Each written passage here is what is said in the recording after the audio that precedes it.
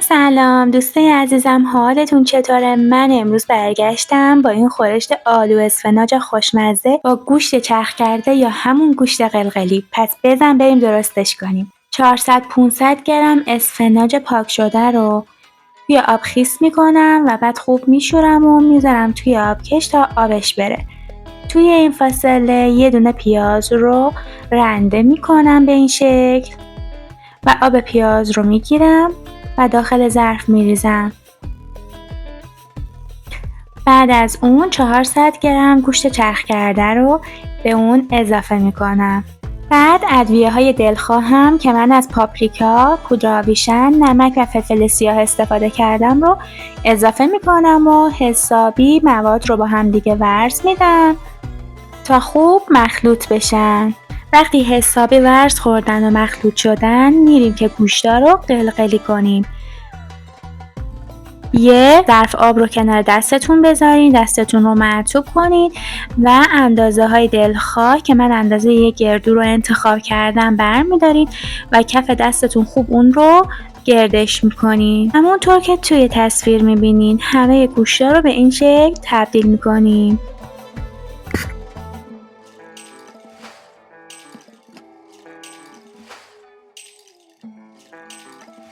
خب حالا که گوشت ها همه رو قلقلی کردیم، ته تابه مقدار روغن رو میریزیم و یکی یکی قلقلی ها رو توی تابه اضافه میکنیم و حسابی اونها رو سرخشون میکنیم.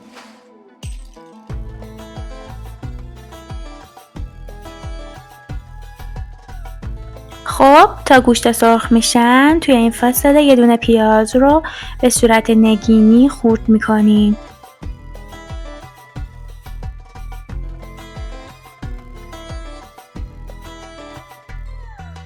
خب گوشت‌های قلقلیمون سرخ شدن، اونها رو برمیداریم توی یه ظرف جدا میذاریم و توی همون تابه با همون روغن پیازهایی رو که نگینی خورد کردیم رو اضافه میکنیم.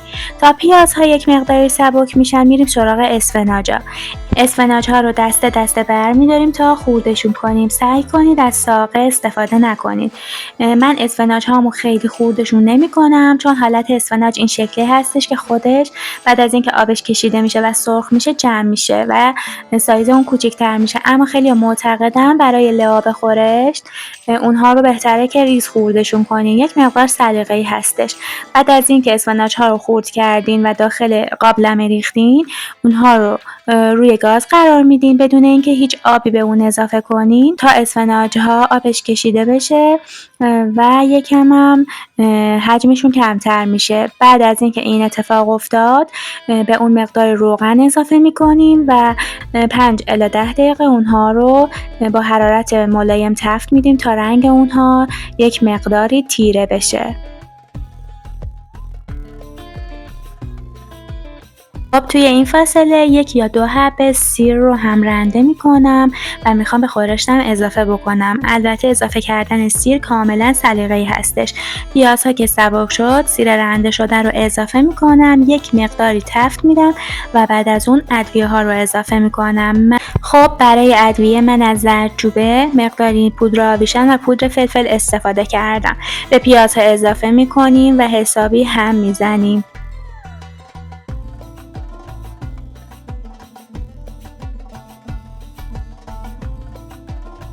خب همونجور که میبینید اسفناج هم حسابی سرخ شدن و رنگشون هم مقداری عوض شده.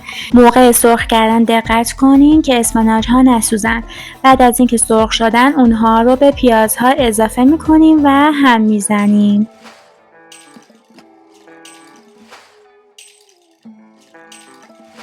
خوب که مخلوط شدن گوشت‌های قلقلی سرخ شده رو هم اضافه میکنیم و مجدد هم میزنیم تا مزه ها به خورد همدیگه بره. بعد از این 1 الی 2 قاشق رب انار رو اضافه میکنیم. به مقدار لازم آب جوش اضافه میکنیم در حدی که آب روی مواد رو بگیره. دقت کنید این خورش زیاد پر آب نیستش و بعد در اون رو میبندیم. 1 ساعتی زمان میدیم. توی این فاصله 10 الی 15 عدد آلو بخارا رو توی آب خیس میکنیم. بعد از گذشت 1 ساعت آب آلوها رو خالی میکنیم و به خورش اضافه میکنیم و مجدد نیم ساعتی زمان میدیم تا مزه ها به خورد همدیگه بره، آلوها هم پخته بشن.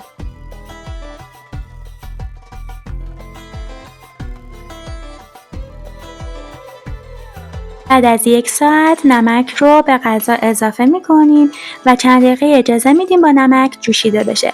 بعد نوبت اضافه کردن چاشنی بعدی هستش که من 1/4 یک استکان کوچیک رو آبقوره اضافه میکنم. سلیقه‌ای هست، اگر دوست ندارین میتونین این قسمت رو حذفش کنین. و بعد از جوشیده شدن چند دقیقه با آب لیمو در آخر زعفران رو اضافه میکنیم و بعد از چند دقیقه گازمون رو خاموش میکنیم و همچین خورشت خوشمزه و خوش عطر و بوی خواهیم داشت. حتما درستش کنین و نوش جان کنین.